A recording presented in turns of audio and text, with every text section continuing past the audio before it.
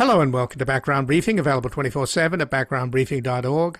I'm Ian Masters, and today we'll examine a number of stories and issues in the news. We'll begin with more indications of major dysfunction and possible treason emerging from Trump's use and abuse of the intelligence community by the unqualified toadies he has put in charge, with reports emerging that the whistleblower complaint Tulsi Gabbard sat on for 8 months came from the NSA, which intercepted a call between a foreign intelligence service and someone close to Trump. Normally, such explosive information would be disseminated and go straight to the National Security Advisor, but Gabbard took it to Susie Wiles so that it would go only to Trump and be buried. We'll discuss this and concerns from Senators Wyden and Warner on the Senate Intelligence Committee that something has happened at the CIA and needs investigating, but again is being sat on. Joining us is Gregory Treverton, a senior advisor with the Transnational Threats Project at the Center for Strategic and International Studies and a professor of the practice of international relations at the University of Southern California. He has served in government for the first Senate Select Committee on Intelligence handling Europe for the National Security Council, and was chairman of the National Intelligence Council from 2014 to 2017. His books include Dividing Divided States, Beyond the Great Divide, Relevance and Uncertainty in National Intelligence, and Science for Policy. Then we'll look into Trump's rupture of the rules-based world order in which alliances are valued only insofar as they deliver immediate tangible benefits. The Gaza Board of Peace plan mirrors Trump's approach to NATO trade policy and negotiations with Ukraine and Iran. High-stakes bargaining conducted through threats or extortion. What matters is not the infrastructure of peace and stability, let alone institutional legitimacy, but the optics of a deal struck by the world's strongest power, complete with the promise of lucrative contracts. Joining us is Aziz Rana, University Professor of Law and Government at Boston College, where his research and teaching center on American constitutional law and political development, as well as how shifting notions of race, citizenship, and empire have shaped legal and political identity since the founding. He's the author of The Two Faces of American Freedom and The Constitutional Bind, How Americans Came to Idolize a Document That Fails Them. And he has an essay with Asla Bali at the Boston Review we will discuss. The Path to the Trump Doctrine, From Syria to Lebanon to Gaza, the coercion central to the new regime has been incubated in the Middle East. And before we begin at the start of this new year, which will culminate in the fateful midterm elections in November, polls already indicate MAGA Republicans will lose the House and possibly the Senate. But we're up against a Trump-Miller presidency already drunk with power, and they will do anything to stay in power, having already demonstrated their contempt for the United States Constitution with Trump's January 6, 2001 coup attempt. They see over half of the country as their enemy and have a private army of loyal thugs ready to round up critics of the regime they label as communist lunatics. As Trump cowers, the media and his cronies buy up the mainstream press, Background Briefing will continue to expose this malevolent regime's fascistic machinations, providing a daily insight into the news as a massive coalition of people power is mobilized to bring about an end to this nightmare and usher in a new era of reform not seen since Nixon departed the presidency in disgrace. To help save America's 250-year-old democracy, we need all hands on deck, and you can make a tax-deductible donation to help us do our part at backgroundbriefing.org/donate or at publictruthmedia.org. And thank you. And joining us now is Gregory Treverton. He has served in government for the first Senate Select Committee on Intelligence, handling Europe and the National Security Council, and was chairman of the National Intelligence Council from 2014 to 2017. Welcome to Background Briefing, Gregory Treverton. Happy to be here. Thank you. Well, thanks for joining us. And there's more breaking news in terms of the whistleblower complaint that Tulsi Gabbard sat on, that ODNI sat on for 8 months, locked in a safe, even though it was slated and characterized as being a matter of urgent concern. Now we're learning that the whistleblower apparently is with the National Security Agency, and the complaint involves the fact that the National Security Agency detected a phone call between foreign intelligence and a person close to President Trump. And instead of it being shared within the intelligence community, because it's obviously a pretty hot piece of information, it was bottled up and sent to the White House. And the whistleblower was sort of kept dangling for 8 months, and is finally a redacted version of his complaint has apparently been shared with the Gang of Eight, but we don't know the extent of the redactions. So what do you make of this, Greg?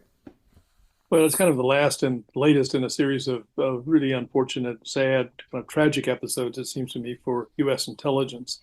There's a good procedure. We want whistleblowers to blow the whistle.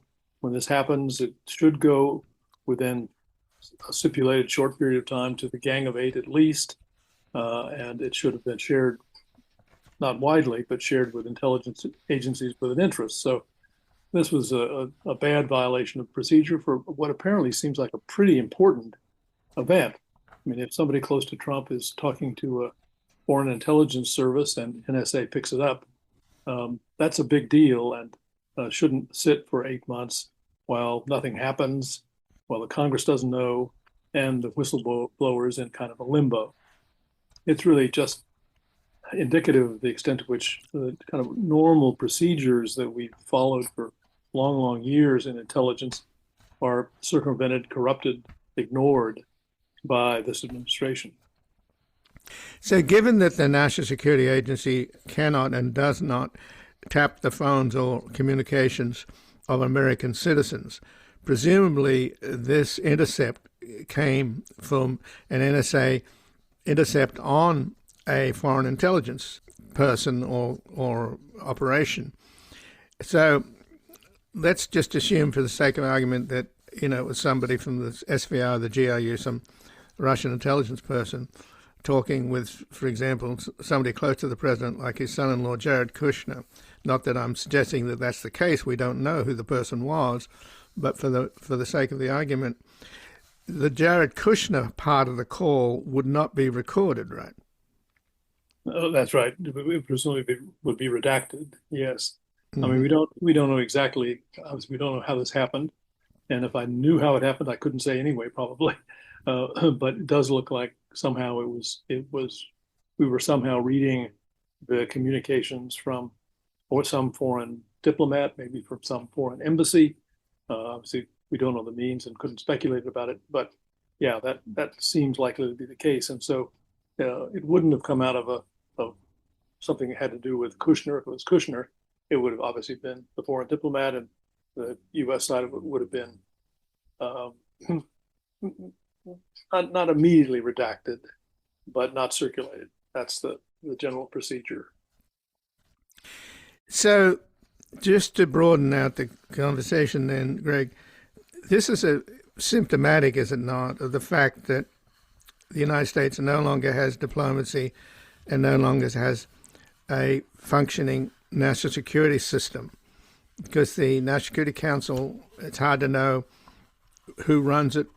You've got the Secretary of State, essentially the National Security Advisor, but he's got other portfolios, needless to say.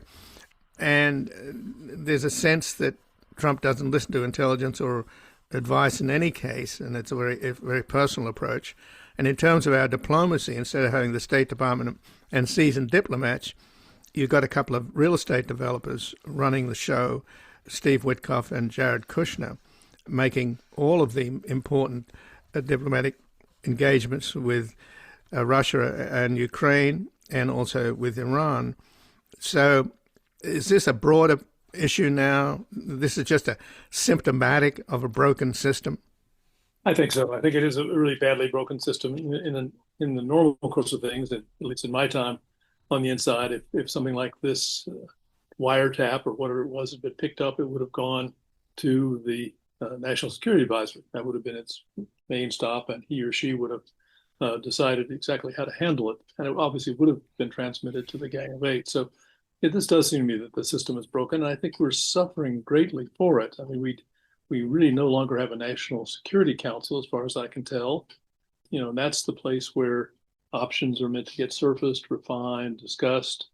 But this seems to always happen with Mr. Trump up by the seat of his pants in meetings with whoever he happens to be with at the moment. So that sense of process is I think, is really dangerous because it makes agencies feel left out. It's particularly hard on the military, which likes to have some due process and sense that they're in on the decision making. So that's particularly hard. On the intelligence side, there too, it seems like the system is entirely broken down. My old outfit, the National Intelligence Council, which is responsible for putting together interagency assessments, basically the best assessments of all the intelligence agencies on particular issues.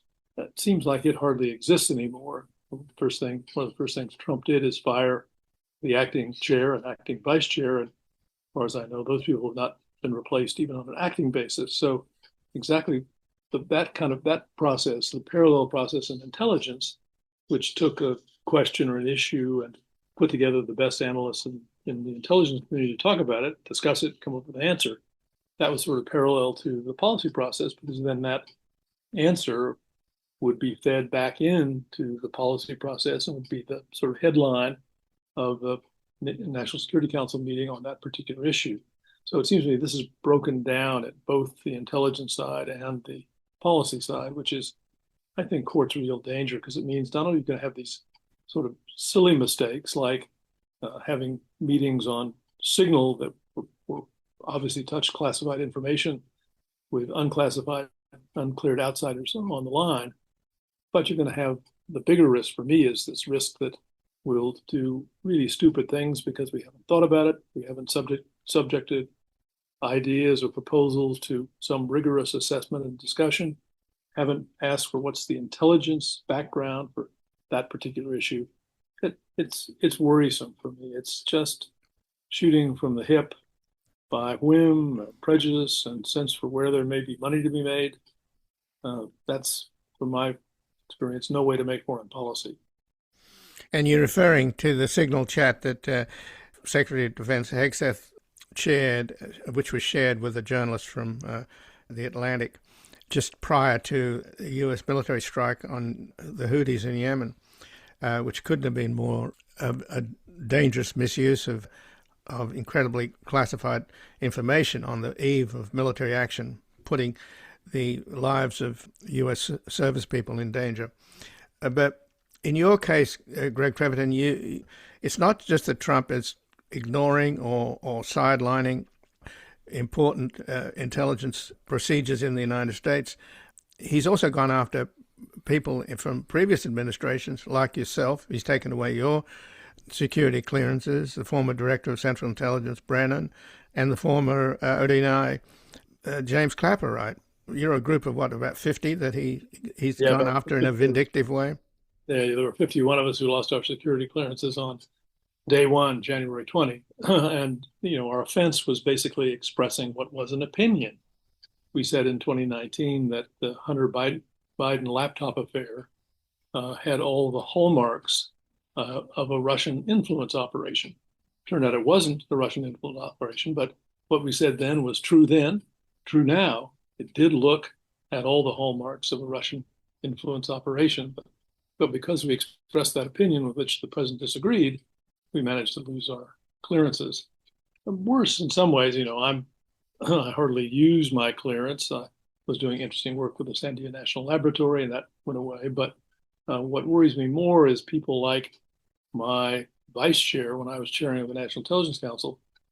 She was Trump's briefer in his first administration, and he took away her security clearance. Was that Sue Gordon? No. This is Beth Sanders, her name. Okay. I sent her a note saying, "What a nice thank you for loyal service in the first term." In some ways, even more damaging. So somebody else from my team got their security clearance pulled. That he was the NIO, National Intelligence Officer for Cyber, and he was and is really a national treasure. He was recruited by NSA when he was 17 years old. So he really is a wonderkind in the idea that the government intelligence is going to deny itself the services of someone like that. It's just, for me, tragic. Tragic.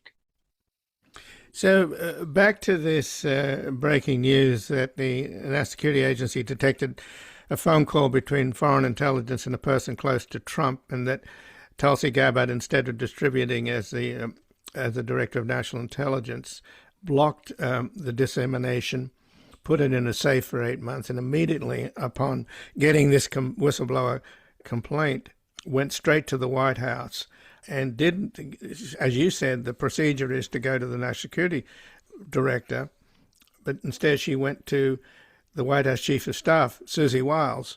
So that seems like a political errand, right? That she's basically going to the person closest to Trump to let him know that somebody close to him has been caught talking to foreign intelligence.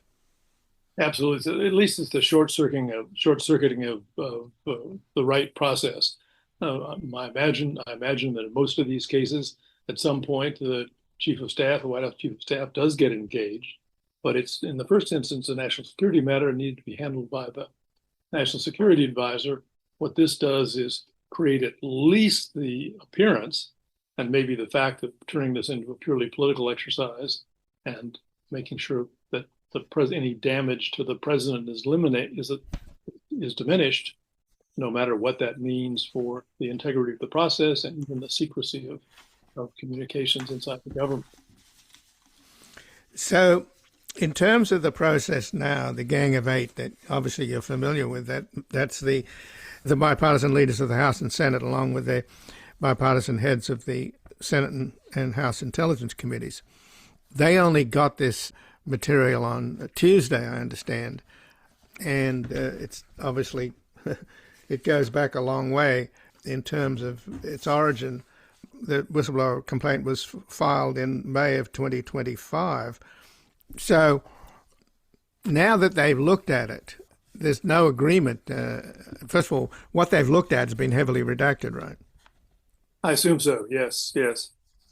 So, and then, of course, you've got the partisanship, which is so obvious now, particularly with Arkansas Senator Tom Cotton on the Republican side in the Senate Intelligence Committee, basically saying there's no problem here, whereas you got Mark Warner, the Democratic co-chair of Virginia, saying that this is incredibly serious stuff, and that Warner said that the 8 months long delay reflected an effort to bury the complaint.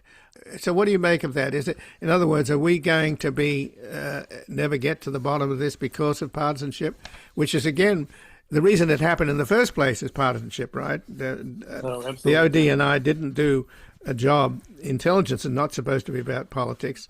It's supposed to be about facts, and urgent facts, particularly when they involve issues like this.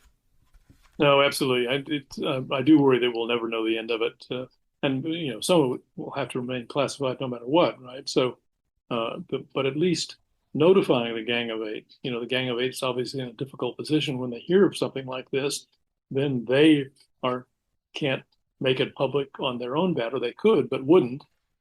And so therefore it depends on some cooperation between the two branches. And that's, given that the Republican Senate does whatever Mr. Trump wants, that's gone. And with it, the sense of some bipartisanship that actually continued in the intelligence committees sometime after it disappeared in the rest of Congress. Now it's gone there, all but gone there as well. And so this will get wound up in our partisan gridlock, and whether anybody beyond the immediate seniors in the Trump administration knows about it, I think is very unclear and very sad. There have been other allegations by Senator Wyden that there are improper activities on being done by the CIA, and those need to be looked into as well.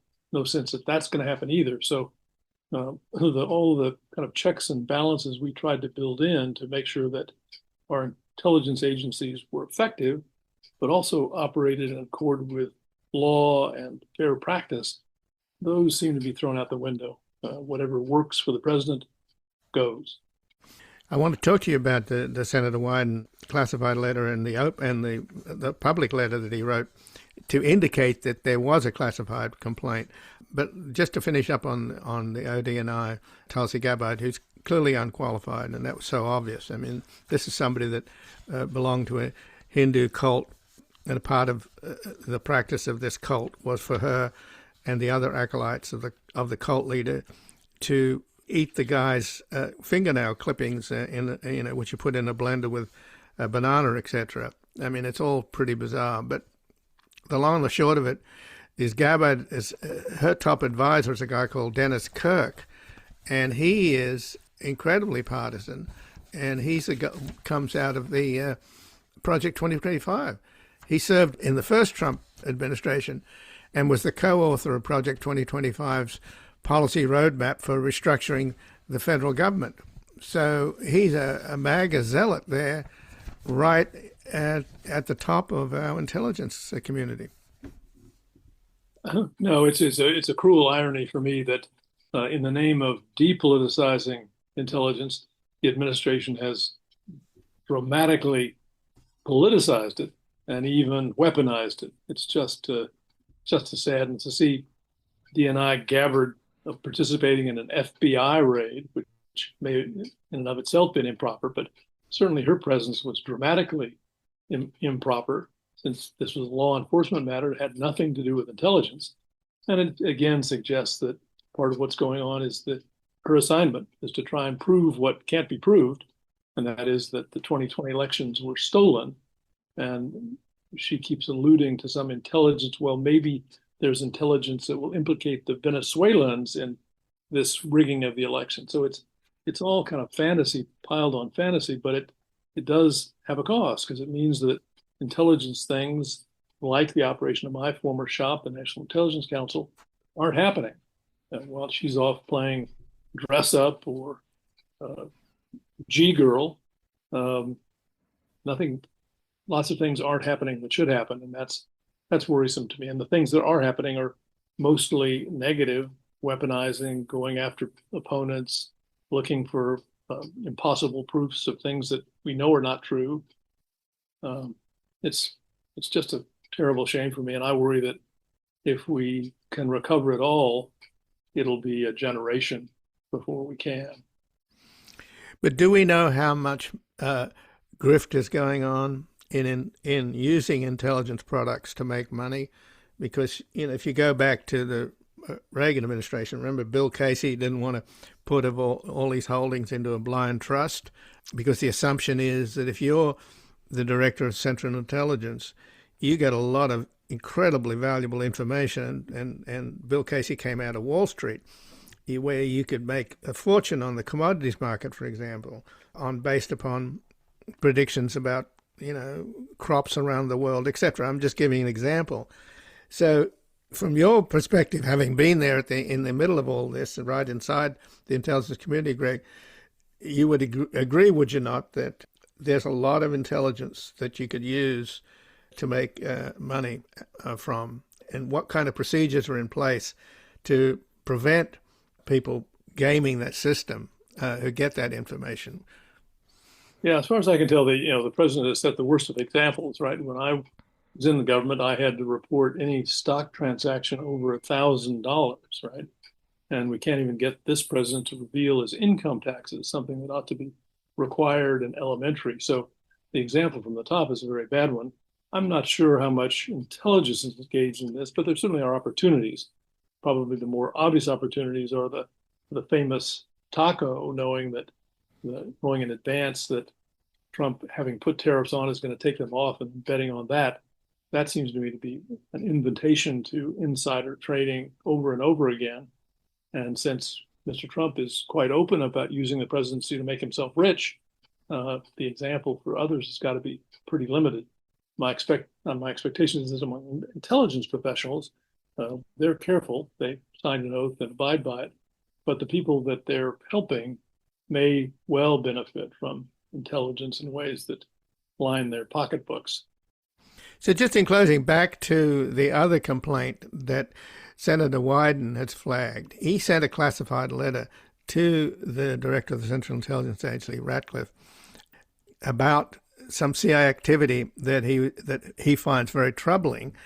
And he also sent a public letter saying that he had sent the letter, which is, I guess, his way of alerting the public that there's a problem. And now Senator Warner, who is the the Democratic co-chair of the Senate Select Committee on Intelligence, he has gone public. He has buttressed what Wyden is concerned about, saying there's something really concerning going on at the CIA, and that Warner had personally talked to Ratcliffe about it. So obviously we don't know much about what it is, but what do you think's going on here? Well, my guess, no more than a guess, would be that it has something to do with the Venezuela operation. I've not seen it clearly reported that the president did the procedure and produced a finding, passed it to at least the Gang of Eight, finding that this operation was in the national interest. We'll see. And for the CIA to participate in that way in what was essentially a kidnapping operation, that does raise questions about the limits of covert action, about the limits of oversight. These do seem to be big questions. I'm not sure, can't know whether the issue was Venezuela, but that would be my immediate bet. I was surprised at the extent of CIA involvement in that particular operation, which was in some sense a paramilitary kidnapping. And now the CIA has done paramilitary stuff for a lot of years, but that seemed like a particularly questionable use of the CIA. And I don't know that that's the case for either Wyden or Warner, but that would be my guess. But just in closing, given that the CIA operates at the pleasure of the president, and many have argued over the years, for example, when Jimmy Carter came in, and Jack Kennedy, when he came in after the Bay of Pigs, said, I'm going to smash the CIA into 1,000 pieces. And then he ended up using it. And the same with Carter. It's sort of in many ways been the favorite toy of the executive branch, because the president can order them to do just about anything. So this opens the possibility that, given who Trump is, and he's full of vitriol, and he's mad at, for example, at the Prime Minister of Canada. There's some rumors that the U.S. is involved in sending people into Alberta to encourage secession there from Canada, sending people into Greenland because of Trump's obsession with Greenland, the Panama Canal, you name it. So is it possible that Trump is using the CIA to weaponize his obsessions? My guess is he probably is. I mean, he's using every other tool at his disposal. And as you say, presidents tend to like foreign policy a lot because they get to act pretty much unilaterally. And one of the things they can use is the CIA, because that is directly responsible to them. So that does make all these crazy reports about people in Alberta or Greenland, which in an ordinary world would seem like completely nuts. It does seem like there's some plausibility to those things. It just is. Again, that's basically at least distracting the CI and other agencies from what they should be doing, which is trying to help us understand the world and make some sense of it, not being out there trying to cheerlead for Greenland joining the United States. It is, in my view, kind of an upside down world. So Alice in Wonderland is our best guide to what's going on. Well, Greg Treverton, I thank you very much for joining us here today. My pleasure. Thank you. And again, I've been speaking with Greg Treverton, who's a senior advisor with the Transnational Threats Project at the Center for Strategic International Studies and a professor of the practice of international relations at the University of Southern California. He has served in government for the first Senate Select Committee on Intelligence, handling Europe and the National Security Council, and was chairman of the National Intelligence Council from 2014 to 2017. And his books include Dividing Divided States, Beyond the Great Divide, Relevance and Uncertainty in National Intelligence, and Science for Policy. We're going to take a brief station break. We're back looking into Trump's rupture of the rules-based world order, in which alliances are valued only insofar as they deliver immediate, tangible benefits. Listen, do you want to know a secret? Do you promise not to tell? Whoa, whoa, closer. Let me whisper in your ear.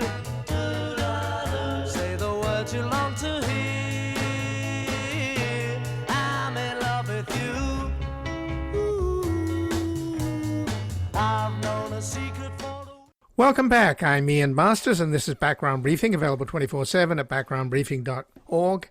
And joining us now is Aziz Rana, University Professor of Law and Government at Boston College, where his research and teaching centers on American constitutional law and political development, as well as how shifting notions of race, citizenship, and empire have shaped legal and political identity since the founding. He's the author of The Two Faces of American Freedom and The Constitutional Bind, How Americans Came to Idolize a Document That Fails Them. And he has an essay with Asla Bali at the Boston Review, The Path to the Trump Doctrine. From Syria to Lebanon to Gaza, the coercion central to the new regime has been incubated in the Middle East. Welcome to Background Briefing, Aziz Rana. Thanks so much for having me on the show. It's great to be here. Well, thanks for joining us, Aziz. And we have a government run by a man who had actually a previous presidency that was totally disastrous, yet he was re-elected by the American people and now is stronger and more reckless and dangerous than ever, more unconstrained. And recently at Davos, we saw him unhinged to the point where suddenly all of the richest people in the world saw who was running the United States into the ground, and the dollar tanked. But prior to Trump's appalling performance, the Prime Minister of Canada made a very interesting speech in which he said the middle powers have got to get together, because if we don't, we are not at the table but on the menu. And Carney warned that Trump was rupturing the global world order. So how bad is it? Because it seems to me that we don't have a national security process. There's no National Security Council, and we don't have a diplomatic process at all. There's no State Department. You've got a couple of real estate developers making the big negotiations over Russia and Ukraine and US and Iran. So this is an incredibly personalized foreign policy run by a bunch of kleptocratic, greedy, and ignorant amateurs. Yeah, I mean, so I think what's really worth kind of highlighting is that if you're an American that grew up, let's say, at the end of the last century, the beginning of this one, there's been a sense of what American power means overseas. And the idea is that the US internally is a country organized around constitutional democracy, a commitment to rule following and to basic assumptions about human rights and legality. And that the international order that it promotes, this is like the post-war international order, is similarly premised on the same basic principles. In other words, that it's framed around multilateralism, self-constraint, and the idea of international rule following. Like in truth, and we can get into this, this has always, as Carney highlighted, been as much illusion as truth, but it's nonetheless been the terms by which the US invested in a whole range of multilateral institutions highlighted by the UN.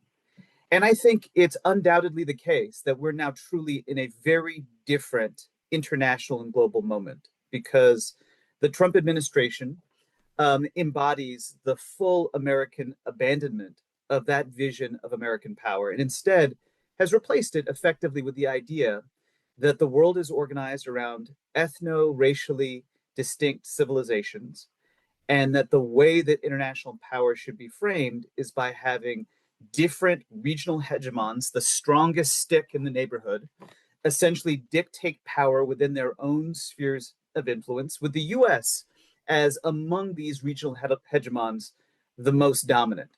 This is a version of what amounts to 19th century imperial politics updated for the 21st century. Nonetheless, and this is one of the key points of our piece, to understand fully the rupture that's entailed by this, it's really important to recognize the modes of continuity between what we think of as American power during the era of the post-war international order and American power today. That this is a story of both continuity and profound break. And in many ways, well before Trump, in Democratic and Republican administrations, but certainly in a story of late Obama, Trump, Biden, and this most recent administration, that the mode of power, which is a systematic defection from rule following and a use of coercion shorn of any account of global consent as a mode of imposing order, is something that has been incubated, experimented with in the Middle East. The Middle East has been a kind of laboratory for the unconstrained form of power that we see now, that Trump has effectively transformed into the very meaning of American authority writ large. Well, isn't that something of an irony, Aziz, that the very cauldron of the incubation of this incredibly toxic view of the world came from a region in which the U.S. has poured trillions of treasure and got nothing but death and destruction in return, not to mention the victims being the residents of that neighborhood. And successive presidents of late have tried to so-called pivot away from the Middle East to deal with what they consider to be the real priorities, which is China and the emerging power of China. And yet somehow we keep getting suckered back in. And as we speak, we don't know whether there's going to be a second U.S. war against Iran. And obviously the betting, at least in my mind, would be that Trump is perfectly happy to sell out the Iranian people he encouraged to rise up against that brutal government, saying that he would come to their rescue if the government killed him, and the government killed him, and he didn't come to their rescue. And I think he wants a Nobel Prize, and he'll make some kind of dirty deal with the mullahs just to get his Nobel Prize and to hell with the Iranian people. So I find this deeply ironic. Yeah, I mean, I think it's useful to, again, just get a sense of how we reached this moment in time, to appreciate the fact that since 45, broadly speaking, you can think of almost 3 different eras of U.S. foreign policy, with the Middle East as playing distinct roles in each of these eras. So then there's a story of the Cold War from, let's say, 45 to 90. And I think one of the things that highlights this period, this is the era in which the U.S. has really invested in building multilateral institutions, and also in projects like the Marshall Plan or the World Bank or USAID. That's when USAID is founded, which is winning hearts and minds, including in the global South, including among Black and Brown audiences, through the spread of material largesse, to show that, hey, U.S. strength goes hand in hand with the strength of everybody around the world. And so that you have an investment in multilateral institutions, you have the building of the UN, you have the building of the rules-based order. But even then, there was always this very specific kind of constraint or limitation, which is the US always said that for this system to work, somebody would have to be able to stand outside of the rules, could jump outside of the rules in order to provide perceived security. And so the US was always, from the very beginning, effectively defecting from that order. This is why directly the US is engaged in mass violence in places like Vietnam and Cambodia, indirectly in mass human rights abuses in places like Indonesia. And so there was always a way in which the US was defecting through coups, assassinations, you name it.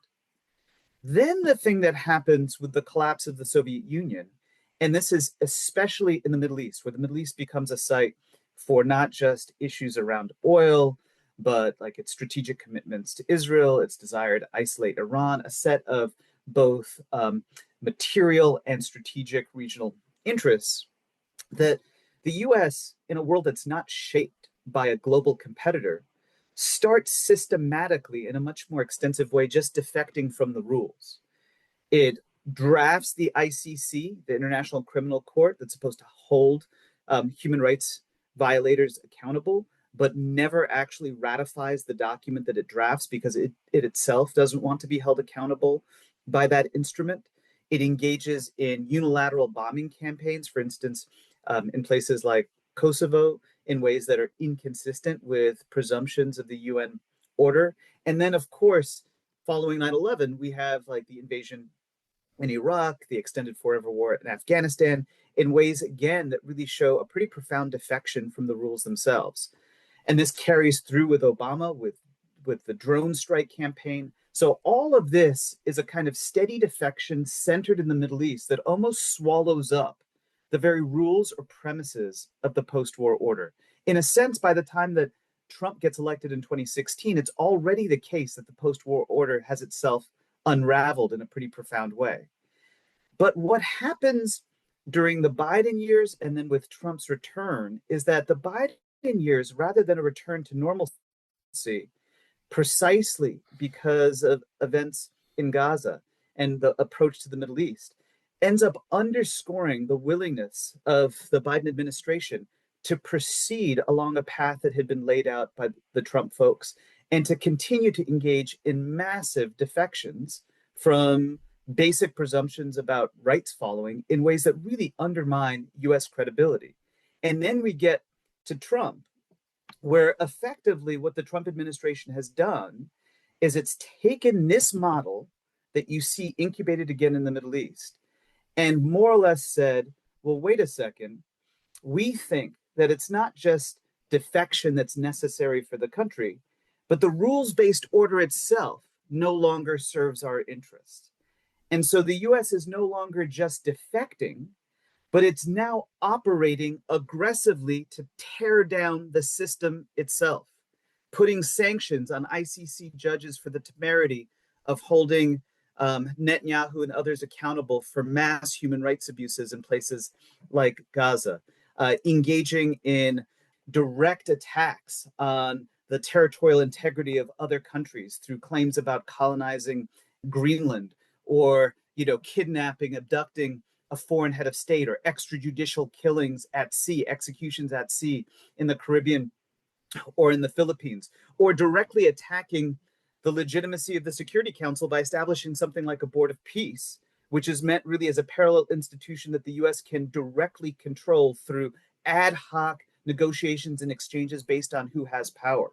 So this is now an approach that has fully abandoned the previous international system, and that is predicated on the idea that the US controls its own sphere, the Americas, of which the Middle East, because of material resources in the Middle East, its interests with respect to Israel and containing Iran, is essentially part of the American hemisphere, and that it uses its dominant position in this region as a way of essentially imposing an order that it presumes through force rather than anything like the multilateralism, the system of consent that had at least been one part of the old framework. So, Aziz, how much is Trump's attack on multiculturalism here in the United States and the fact that he is getting rid of all of the brown and black people that he can round up, kicking them out of the country, and the only people he lets in are white South African racists? And he just exposed his racism for the umpteenth time by resending a tweet of an incredibly racist video where the Obamas, former President of the United States and First Lady, were portrayed as apes. So it seems to be also reflected in the foreign policy in terms of multilateralism, a multipolar world that he's trying to object to. And also in terms of the fact that he's calling African countries assholes. He seems to be acting in a way that mirrors the colonial history of European colonists plundering the Third World. Yeah, I mean, I think that these two things are absolutely of a piece, which is you have a domestic politics that organizes national identity on ethno-racial lines. And so you see this with speeches given by J.D. Vance and others that are explicitly saying that sort of the idea of the U.S. as framed around a creed, kind of principle of universal inclusion and equality, a theory of nationalism that's civic, that's based on constitutional commitment. Well, that's a limited vision of what membership should be. So this is the claim that you're getting from the far right, and that actually we should think of heritage as something that's like bound to national identity. This is a return effectively to the notions of national identity that preceded the American 20th century. This is a return to ways of thinking about national identity organized through the project of Euro-American settlement in the 19th century. And it's not a surprise that goes hand in hand with a deeply belligerent relationship to the vast majority of the global public who are Black and brown. And we see this explicitly, perhaps in the travel bans that confront large chunks of the world that are non-European and that indicate a general kind of contempt for folks outside of the West.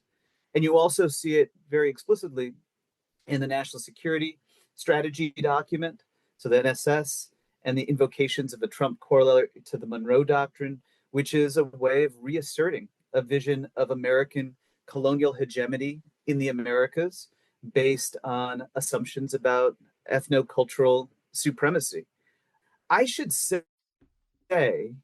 this is the view very clearly of the kind of the extreme loyalists that are around Trump. And it's what's being projected in videos and advertising from the Department of Homeland Security, from the White House.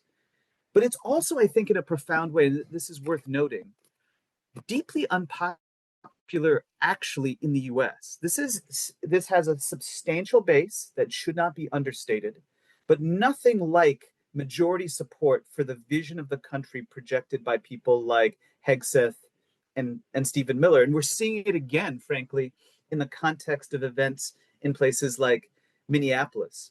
And so it's a vision for the world and a vision for the US based on a massive project of effectively social engineering, of demographic transformation that hopes more or less to read out the 20th century from the American experience and really the global experience in a way that I just don't think is feasible. So in a deep sense, I think it's worth holding on to the fact that it's a kind of quixotic struggle against where the world is and where the US is. And it's why two things I think are really notable. First, this is a vision of asserting power internationally that really has no place for consent and buy-in. The reason why the post-war order for the US was as effective as it was because it wasn't just through violence, through wars in Vietnam, but also through extensive buy-in and consent from large chunks of the global South because of material largesse, because of investment in the UN system itself. This is a project that's proceeding exclusively through hard power tactics in a way that is really unlikely to succeed in the long term as a mechanism really of promoting anything like peace and stability on the terms that they might imagine. And then secondarily, like as a related fact, that's also tied to the unavoidable truth that domestically it's proceeding in many of the same ways, which is we're not seeing a growing of the base for the right around this vision of the country. To the extent that it's going to survive in the US, it's because the administration is going to have to do more and more violence to the plausibility of meaningful electoral and constitutional democracy here in the States. And so in this way, I think the very kind of brittleness or weakness of the project is something to highlight. Indeed, you can even conclude that for all of the belligerent talk and chest puffing of the national security statements that you're getting out of the administration, it's really a kind of sign of weakness.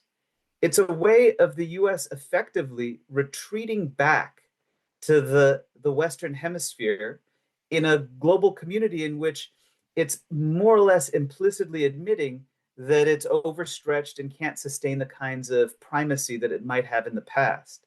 So it's a kind of statement of weakness framed in a language of ethno-cultural supremacy.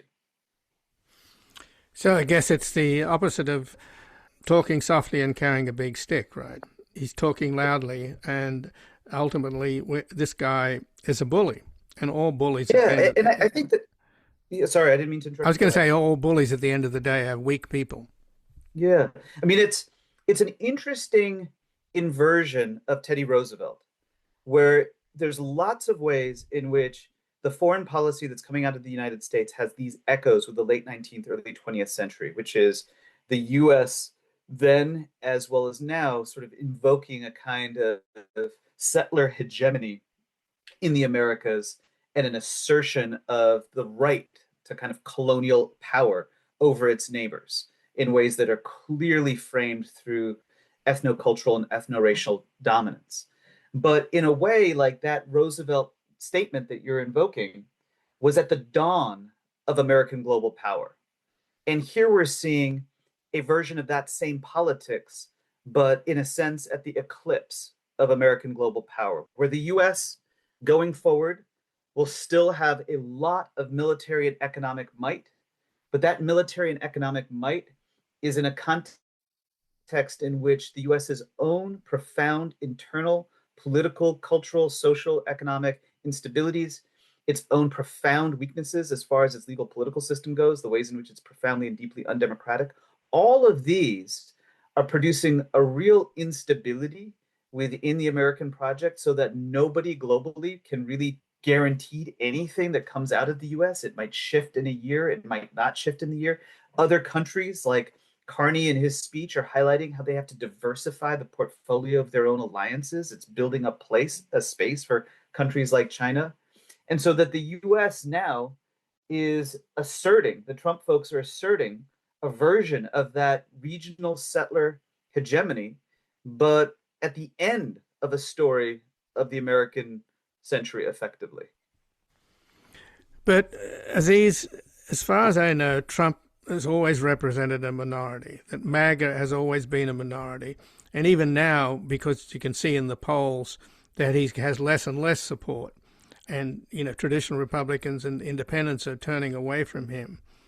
So I find it really so disturbing to think that the rest of the world sees us in the worst possible light because of the horrible policies and attitudes of MAGA world, this poisonous, racist, reactionary, toxic kind of politics doesn't represent the majority of Americans, yet it is charting our path, and everybody in the world is looking at us through those optics. So when are the better angels in this country going to emerge and take their rightful place as the majority?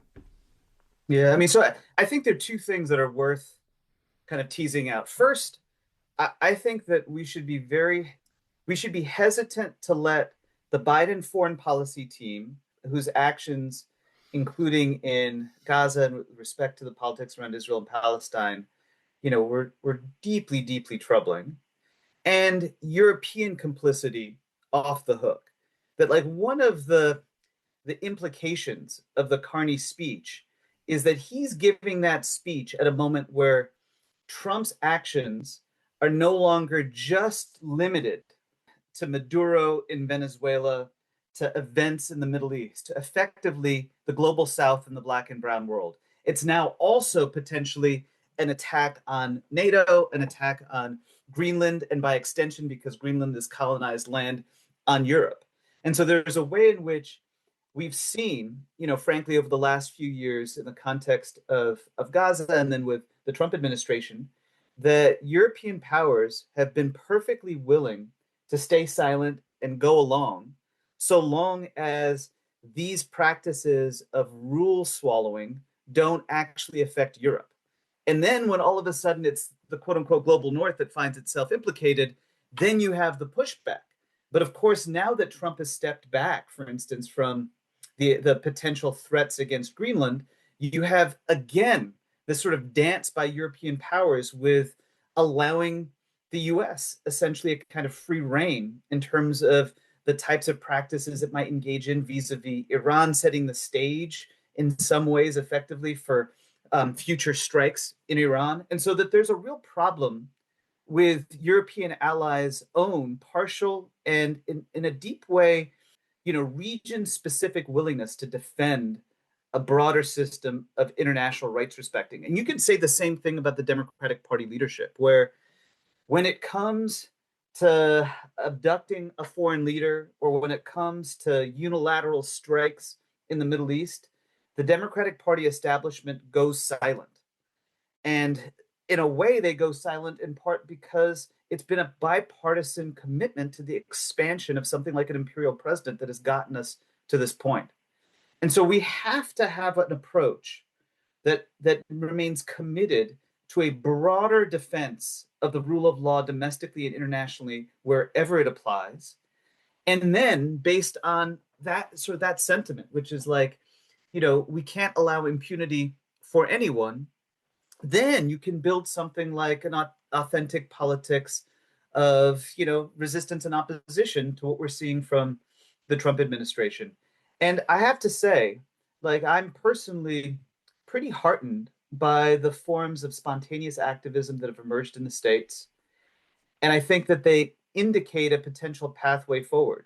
But in the meantime, I I think that we have to recognize that the US has tremendous global power. And to the extent that it uses its power in ways that are internationally destructive, we can't preemptively ask for like forgiveness from global and European allies. That what we have to do is actually work on transforming the terms of the US and let the actual transformations here lead to a different relationship that folks outside this country have with the States. Well, that's what I was asking about, Aziz, in terms of the better angels, because I don't know whether you heard the piece that this Republican, lifelong Republican from a Republican family, called in to C-SPAN and said, talking about Trump and his racism, showing the Obamas as apes. This man said about Trump, this is not a decent man. And he made an eloquent description of why he's so appalled at Trump and what he's done to this country from the point of view of a lifelong Republican. So the question still emerges, is this a decent country? I mean, so this is the thing, which is, like, I think one of the ways in which Americans have thought of the US as exceptional is through this idea of either an inherent innocence or an inherent kind of redemptive direction to the American project. We have these experiences of slavery, of native expropriation, but the country's on an ineluctable path. And I think the truth is that the US, and so I'm an American, I'm deeply committed to the US, even though I think of myself as an internationalist and not a nationalist.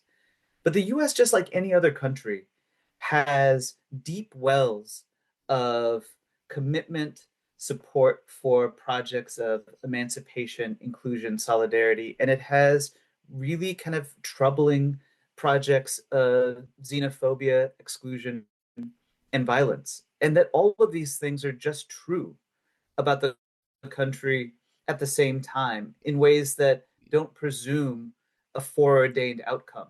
And so, in a sense, when I think about like where we are right now, it strikes me that one of the things that is clear is that to the extent that the US has more or less functioning elections, something that we cannot take given for 2026 or 2028, that it's highly likely that effectively the people around Trump may not be in power in the next few years. And that, I think, will be a function of the fact that you still have a majority in this country that's committed to the kinds of transformations that the country undertook over the course of the second half of the 20th century. But, and here's the big thing, the US is going to have, at some point, a proper accounting with its past. In other words, it's going to have to confront the forms of impunity and state violence that the Trump administration's engaged in, that precedes the Trump administration. This is like from ICE to internationally. And that connects to things like the fact that there was an attempted effort to overthrow the government in January 2021. And that if the US time and again refuses to have an accounting with its past, it's just going to be back in this place.